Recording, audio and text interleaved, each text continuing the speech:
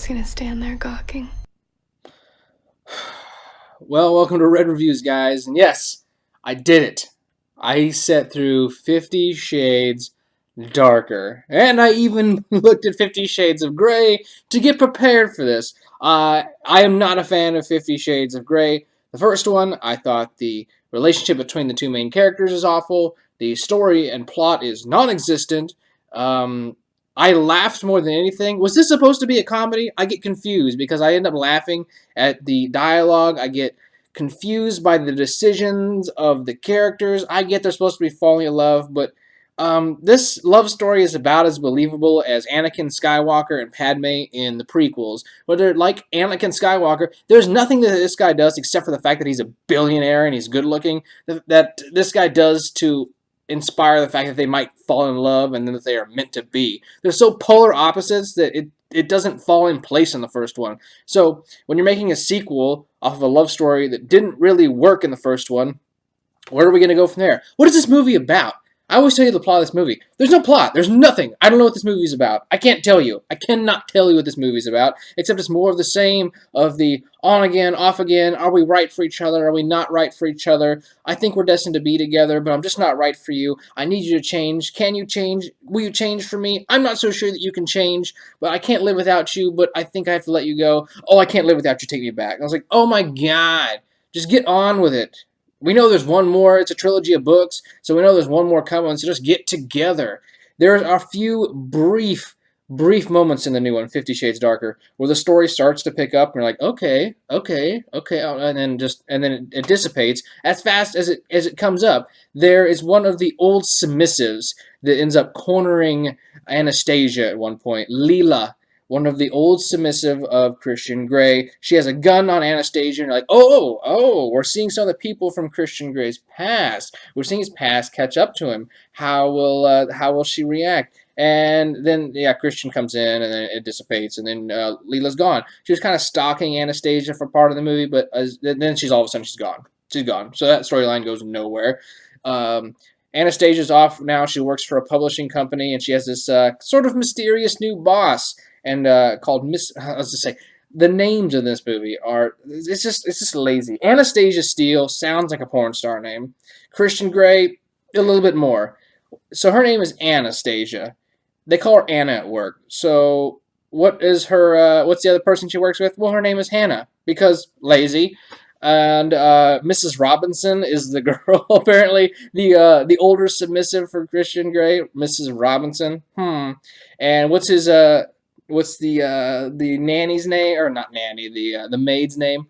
Mrs. Jones, of course. Like, oh my gosh, these names are awful. So her new boss, the publishing company, he's really nice and sweet at the beginning of the movie, and then he has this turn halfway through where he becomes evil. Which fictional character does that sound like? What should we name him? Well, his name is Mr. Hyde. Of course he is, because he's a character that goes from good to bad. So it's this is that you're just like, it's so lazy. But his character actually has that dark turn where he just corners Anastasia and said, would you rather be kept? Like, how do you want to live your life? You want to sleep your way to the top of the world because you're messing around with this billionaire? You don't love him. So he becomes this pseudo villain for Christian Grey, and you're like, okay, let's see Christian Grey actually go up against someone. We get he has his inner demons, and he's coming to, he's coming to terms with those. So let's see him actually go head to head with someone for Anastasia's love. But then that dissipates real fast. They allude at the end of this movie that he'll probably be the villain in the third one. And these movies sorely need a villain because the love story cannot carry it on its own. So once again, this movie is more of the same. It's more awful dialogue. I feel like you laugh at parts where you shouldn't be laughing. I can't tell, once again, if it's supposed to be a comedy. A majority of the theater was laughing. Majority of the theater was women, of course. I get that I'm not the target demographic at all for this movie, so maybe it doesn't apply to me. But when you have horrible acting, you got horrible script that apparently perpetuate all this stuff forward. You got horrible character development. You got characters that come in and out of the story and don't really serve a purpose. You have a plot that's non-existent. Then what am I describing right now? It's not even basically a movie. I don't even know how it can culminate as a book. I've never read the books. I hear the second book is the best. If you're a defender of the book, I apologize. But a movie should stand on its own. And this movie does not stand on its own, and the first one didn't stand on its own, and I imagine the third one won't stand on its own, so it's going to be a very, very worthless trilogy of movies we're going to get out of the deal. So, then, like, there's scenes in this movie that don't exist for any reason. You see in the trailer, if you've watched the trailer, there is a helicopter crash. And you're like, okay, well that could be interesting. Let's see where this helicopter crash comes in. Well, guess what? That's not in the movie. Stop putting stuff in your trailer if you're not going to put it in the movie. Don't spend the money on the effects for a cool shot in the trailer just so you can get people to come in and sit down in the movie, and you're not going to actually put it in the movie. So he actually does crash his helicopter, but you don't actually get to see the helicopter make contact with the ground, which is what you see in the trailer. And so all of a sudden it cuts to them watching news. Oh my God, Christian Grey is dead. What are we going to do? And it's Christian Grey, his body has not been found. And then right there they're like, wait, his body has been found. As he walks through the door, still covered in mud and stuff. How did he get back home before Fox News knew that he was okay? Don't they stop and question him? And he's still like bleeding. I was like, didn't they stop and put a Band-Aid, some Neosporin on you or something? You're just like, oh, it's a dramatic reveal. Stuff happens in this movie just for the sake of stuff happening, but you could take it out, shorten the runtime, try and condense some of it down, and maybe make a feasible movie out of it. But nothing works on any level, so let's talk about the one thing this movie does have going for it. Just like the first one, it's all based on the sex anyways. You ever watch a porn and you're just like, you know, I want a bit more plot in my porn. How come porn doesn't have more plot? Well, this is what you get when you try and attempt to add porn and plot together, is you get this crap. And okay, so this movie is sold on sex. And there's the sex scenes, and there's a few even more than there was in the first one. And we get Anastasia still pushing her limits, which still doesn't make any sense because she wants Christian Grey back, but she wants boundaries. But then she goes off and then she does some of these kinky things with him anyways. So I can see how he's getting mixed signals anyways too. Nobody can stick down the path they set for themselves.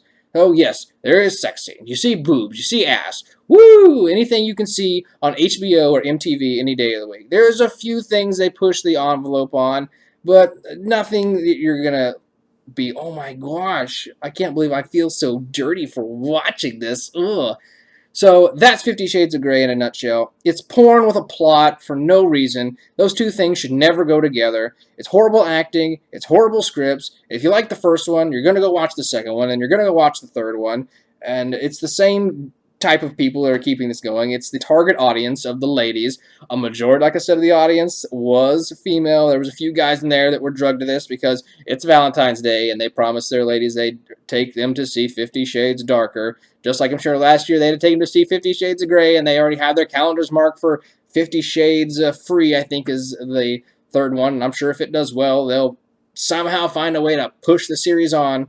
But a series based on Twilight fan fiction, well, two wrongs don't make a right. And once again, here we are. We got 50 Shades Darker. So it's pretty much 50 Shades of Pointless at this point, where nobody is in a different spot at the end of this movie than they were at the beginning, except they're back together, which we could figure that, except they're engaged.